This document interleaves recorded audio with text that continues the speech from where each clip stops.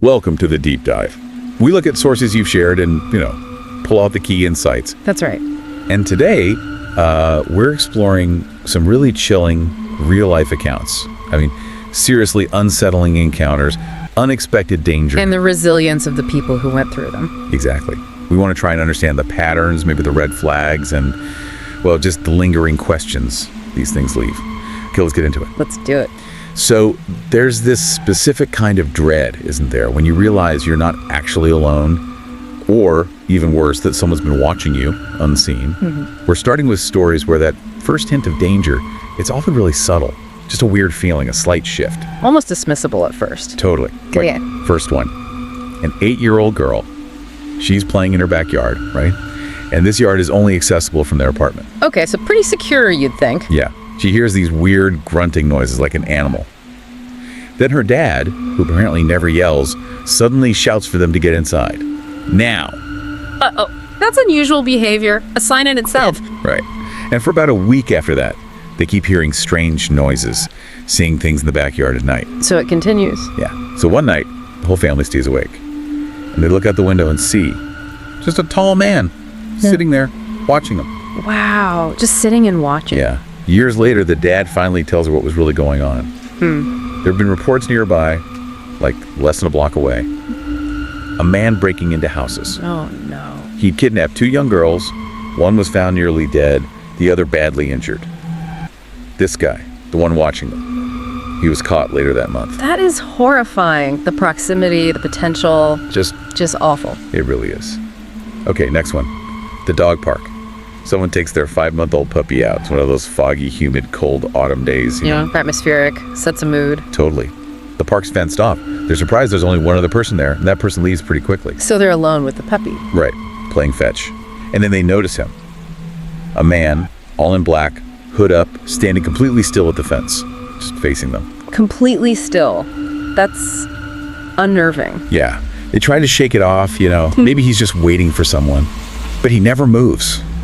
Never leaves. Just staring.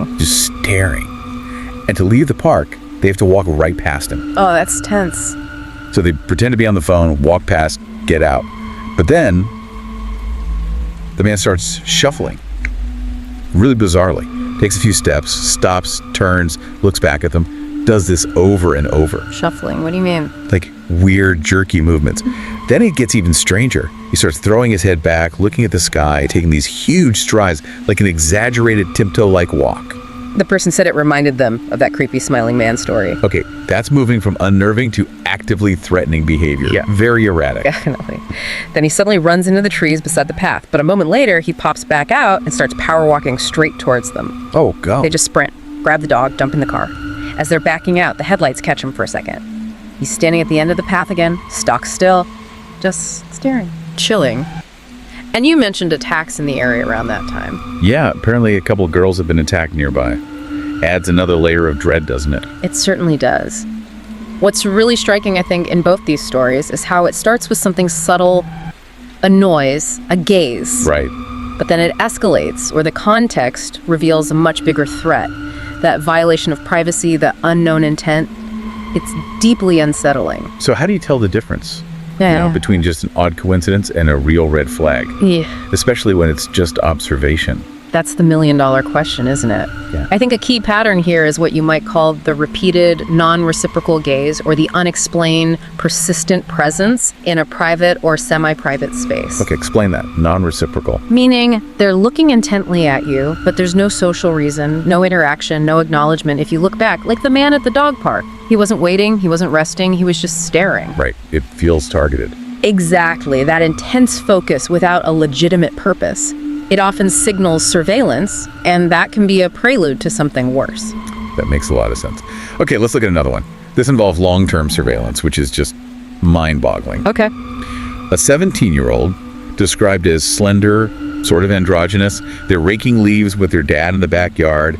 It backs onto an alley people use as a shortcut. Right. A man on a bike shows up in the alley, watching them. He says, hi, I have a bike. Seems maybe developmentally delayed, but he keeps staring at the teenager while talking to the dad, repeats, see my bike. Okay, slightly off, but the staring is the key thing again. Exactly. A few days later, the teenager's walking home from school.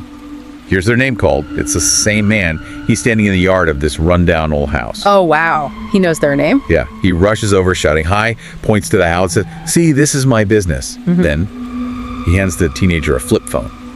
Tells him to look at the pictures. A flip phone, okay. On the phone are dozens of pictures of the teenager walking home from school, taken on different days. Some look like they're from the previous year. Oh my God. That's That's horrifying. The planning involved. Right. The teenager realizes they've been watched for ages, shoves the phone back, just runs. Only later did they realize he was probably trying to lure them into that abandoned house. Absolutely. That's a classic luring tactic. And the guy kept walking past their house daily for months, Yeah. sometimes just stopping and staring. The audacity and the persistence, it's not just a glance, it's dedicated surveillance now combined with an attempt to engage and, lure. It's that non-reciprocal focus escalating into active deception. It's deeply disturbing. Yeah. Okay, next one really ramps up that feeling of violation. A couple lives out on a mountain property. House is in the middle of the land. Neighbors are like a mile away. Isolated. Very. They share the property with the boyfriend's parents, but they're in a separate house. Their place is ranch style, and there's a shed only about 5 feet from a back window. So someone could easily be right there, hidden. Exactly. One night, the woman's home alone, taking a shower. The window's open a crack. She feels a chill, so she reaches out completely naked and closes the curtain. Okay. Immediately, a voice from right outside yells, "What'd you do that for? I wasn't finished yet." No. Oh, that's awful. She freaks out, obviously. They check outside, see nothing. About 2 hours later, the boyfriend comes home. As he's pulling up, he sees a shadow move behind their house. You saw someone. Yeah. He floors it towards the shadow, sees a man jump into an unfamiliar car and speed off. They check the house, and the sunroom door, which doesn't lock properly, is open. He got inside, or tried to. Seems like it. And the next morning, they find a cinder block stacked outside that back window. The screen is ripped. So he was standing on the block, looking in, and the voice confirms he was watching her. Yeah. That's a terrifying breach of privacy. Unbelievable. Okay, one last one in this section. Imagine walking home late night or early morning. Lonely, dark, wooded area. Okay, already a vulnerable setting. You notice something out of the corner of your eye. You stop, turn, you think. It looks like a cardboard cutout of a person, partially hidden in the bushes, right off the path. A cardboard cutout. Weird. Yeah, you steer for like 5-10 seconds, letting your eyes adjust. And then this horrible realization hits you. It's not a cutout. Not a cutout, it's a man standing totally silently within arm's reach. Yes. Just staring right at you. Oh, wow. Just standing there, ambush predator style. The narrator said they got the fuck out of there fast.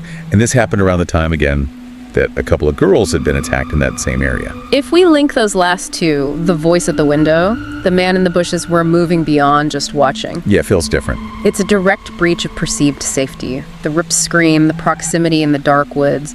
These are aggressive actions, confirming malicious intent.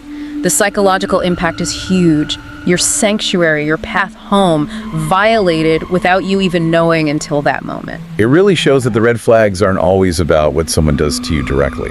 Exactly. It's what's done around you. Things that indicate an unseen, escalating threat. That's a really chilling thought. The safety eroding before the attack. Yeah. Okay, so sometimes the threat does move beyond watching. It becomes a direct, scary confrontation. Right, where immediate action is needed. These next stories show people having to react fast. Okay, picture this. A 21-year-old new mom, home alone, newborn baby, her dog Belle, an Australian Shepherd. Okay. It's almost 11 p.m. There's a knock at the door. She thinks it's her boyfriend, so she just opens it. Oh, mistake. Late at night. Big mistake. It's an older guy, maybe 50s. He looks surprised she opened the door, and he just stares intensely at the baby. Creepy, very creepy. He introduces himself as her next door neighbor, but that immediately sets off alarm bells for her because she's met her actual neighbors. They're a young couple. Okay, so he's lying. Huge red flag. Huge. As she's sort of stepping back, her dog, Belle, starts growling, but she's not looking at the man at the door. She's looking past him. The dog senses something else. Yeah. The mom looks where Belle's focused and sees the shape of another man hiding behind a tree. She sees the tip of a cigarette glow. Oh my God, a setup. Totally. She realizes what's happening, tells the guy at the door, "Oh, my boyfriend's just upstairs," slams the door, locks it, checks every other lock in the house. She's convinced Belle saved them. I believe it. That's a fantastic example of trusting your gut and your dog's gut. Her intuition screamed wrong, the lie confirmed it, and the dog pinpointed the hidden danger. It really is. That intuition, that gut feeling, it's like your brain's early warning system, right? Picking up on things before you consciously know why. Exactly. It's rapid pattern recognition. Something deviates from the norm, from safety, and bang, alarm bells. Her knowing the real neighbors was just the conscious validation she needed. So important to listen to that feeling. Okay, what about when the threat isn't just one interaction, but like a pattern of unsettling behavior? Right, something systemic. Next story. An all-girls school hostel. They hire a new security guard, maybe in his 30s, after the old one passes away. Okay, position of trust. But this new guy, he's a bit off. He stares at the girls through the study room windows. He hangs out smoking near the shower block entrance. Just unsettling. Boundary issues already. Doesn't sound good. Months go by. Then, girls start noticing their underwear is going missing from the laundry area. Specifically, stuff left soaking overnight. Oh no, yeah. This goes on for weeks. Everyone's getting anxious, creeped out. Then, two girls find a big garbage bag hidden behind the guardhouse. Okay, dreading what's inside. They check it later. It's full of heaps of our missing panties. Ugh, awful. Violation on another level. The guard catches them looking, starts screaming profanities at them. They run, get the wardens. Police are called. Good, they acted on it. The guard actually escapes on his motorbike initially, but they catch him days later, snooping around another hostel just before lights out. He didn't stop. Nope. Turns out he's a known repeat sex offender. Had convictions for being a flasher around city schools, and the worst part, he had keys to almost all the rooms in the first hostel. That is terrifying. It shows how a bit off can be the tip of a very dangerous iceberg. Voyeurism theft. It escalated. And thank goodness those girls spoke up. Collective awareness was key there. Absolutely, that collective action made the difference. Okay, let's shift gears slightly. Situations on the road where you could feel really isolated. Yeah, vulnerability increases. This family is driving to Mexico, road trip. They leave North Texas around 6 p.m., planning to drive through the night. Okay. Around 2 a.m., they've crossed into Mexico. Dark, lonely desert freeway. A car starts following them. Tailgating. Or just following. Following persistently. Yeah. After about an hour, the mom realizes, hey, that car's been behind us since Laredo. Way back. That's not random. Then it gets closer. Yeah. Until it's like right on their bumper, high beams blinding them in the mirrors. Aggressive, intimidating. For 30 incredibly tense minutes, the dad just keeps driving. Steady speed. Doesn't react. The car stays glued to them. Smart move not to engage aggressively, maybe? Maybe. Then the mom spots a police car, parked up ahead on the shoulder. She yells at her husband, pull over, right in front of him. Good thinking. Use the authority figure. They pull over sharply. The car behind them just keeps going, drives past. The policeman listens to their story, takes it seriously, warns them about criminals targeting cars on these empty highways. Validating their fear. Yeah. He even offers to follow them for a bit. So they drive on, police car behind them. About 10 minutes later, what do they see? Let me guess, the same car. The same car, pulled over on the side of the road, just waiting for them. Wow. So persistent, that police presence definitely averted something bad. No kidding. Okay, another highway one. This is scary. A woman driving alone on the Natchez Trace Parkway. A beautiful drive, but it's a national parkway. Yeah. All woods, no gas stations, no stores for miles. Very isolated. Help could be far away. She needs to use the restroom, pulls into one of those designated rest areas. She sees a Parkway Ranger's vehicle there and one other car. Okay, Ranger present. Feels safer. Exactly. She assumes it's safe, nods to the Ranger as she goes into the restroom building. She goes into a stall, hears a car start up, assumes it's the other car leaving. But it wasn't. It was the Ranger. He drove off. Oh no! Why would he leave? She has no idea. Seconds later, the restroom door opens. Someone starts banging violently on her stall door. Oh my god. She's trapped. She looks down, sees men's shoes, two very large, hefty legs. The person says nothing, just keeps banging, hard. Terrifying silence and violence. She finishes up, fast, freezes. Then thinks quickly, she yells out, I have my phone, I'm calling 911 right now, even though she doesn't actually have her phone with her. Smart bluff. Creating a perceived consequence. It worked. The banging stops, the man runs out, she waits a beat, then bolts for her car, locks the doors, starts the engine. Okay, safe for now. But the man is still there, in his truck, in the parking lot. She grabs her actual phone now, calls 911. While she's on hold, waiting for ranger dispatch, the man sees her on the phone. He knows she's calling for real now. He jumps out of his truck, starts coming towards her car. He throws it in reverse, gets onto the parkway. He follows immediately, his truck right behind her. A pursuit. While she's on hold with 911 and nightmare. She finally gets the dispatcher back, screams, "He's right behind me." The dispatcher tells her the ranger, maybe the same one, maybe another's just down the road, tells her to put her hazard lights on. Signaling her location. As soon as she hits the flashers, the truck behind her slows down. Then she sees the ranger ahead. The ranger gets behind the truck. The man pulls over. Thank God. The ranger handcuffs the guy, puts him in the police car. Turns out the ranger recognized the man from the parking lot earlier. Still no idea why the ranger left in the first place, though. Wow, that's Yeah, a lot of unanswered questions there. But her quick thinking, faking the call, then making the real call, using the flasher's incredible presence of mind under extreme pressure. absolutely. Both those highway stories, they just show how isolation can be exploited, but also how using external factors, like police or just quick thinking, can make all the difference. Definitely. And it highlights that perceived safety, like seeing a ranger, isn't guaranteed. Constant situational awareness is key. So true. Okay, what about when the danger involves layers of deception, where the red flags only really click into place later? Ah, the slow burn realization. Yeah, 17-year-old girl working in Germany, taking the train home. She gets off, and a young guy, described as fairly attractive, stops her, starts talking in German. Okay. She indicates she speaks English, so he switches. Initially, she said she got no creepy vibe at all. Seems normal. Building rapport. She mentions her house is about a mile walk from the station. Then his questions start getting weird. Here we go. Asking if she's a virgin, if she's ever given a blowjob, if she has a boyfriend. Really personal, inappropriate stuff. Boundaries crossed. Major red flag. She tells him it's none of his business. He just laughs. Dismissing her boundary. Another bad sign.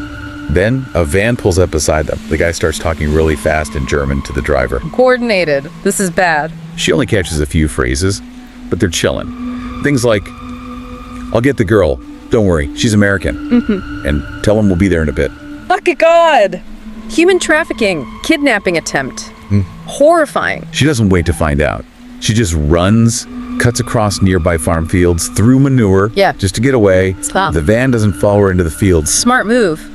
Difficult terrain. Broke the pursuit. That's incredible presence of mind, recognizing the danger from those snippets of conversation and acting decisively. A masterclass in escalating predatory behavior met with decisive escape. Truly terrifying how quickly that switched. You're Okay, finally in this section, story about intervention. Someone stepping in. The bystander effect averted. Good. Someone's driving home, long day, stressed out. They see a girl standing on a dark street, just texting on her phone. Okay.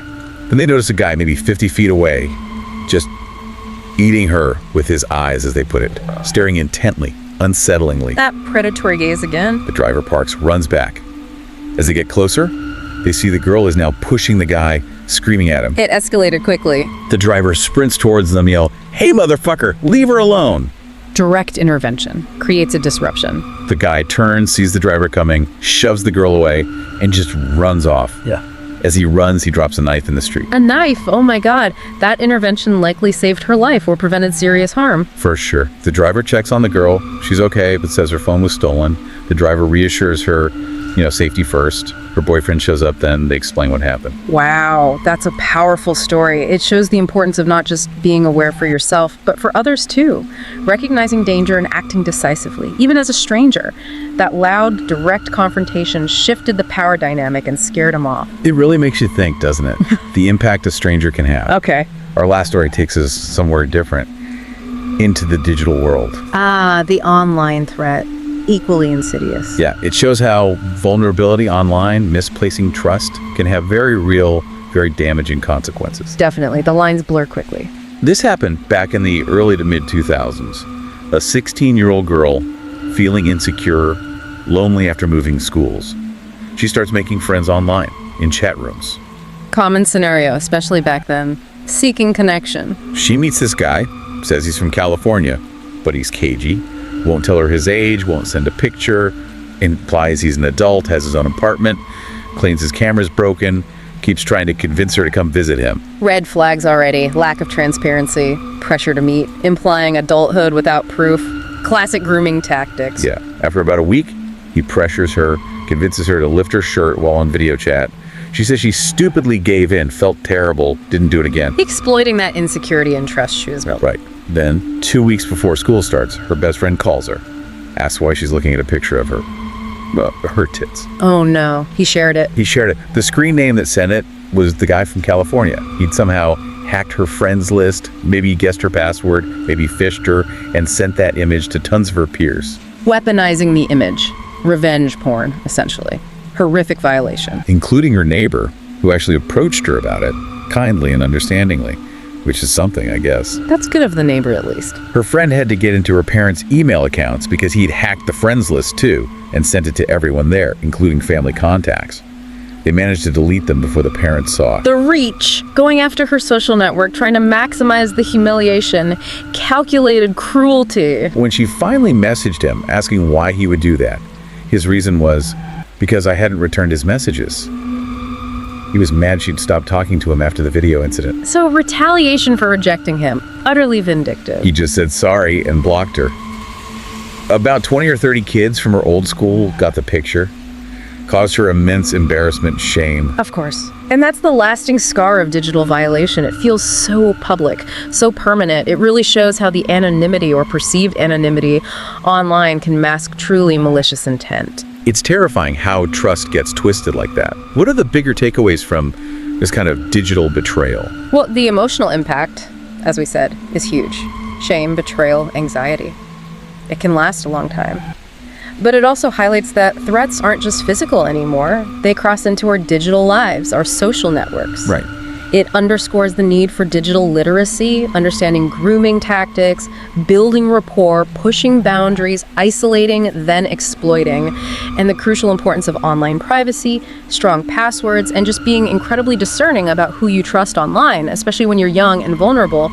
The digital shadow is real, and its consequences are very much real world. Absolutely. So these stories, they're all terrifying in their own way. They really paint a picture of how danger can just pop up in ordinary life. Mm-hmm. From the backyard to the internet. That line between feeling safe and being vulnerable, it's thinner than we think sometimes. It really is. And if we connect all these threads, the big picture emphasizes again and again, trusting that intuition, being aware of your surroundings physically and digitally.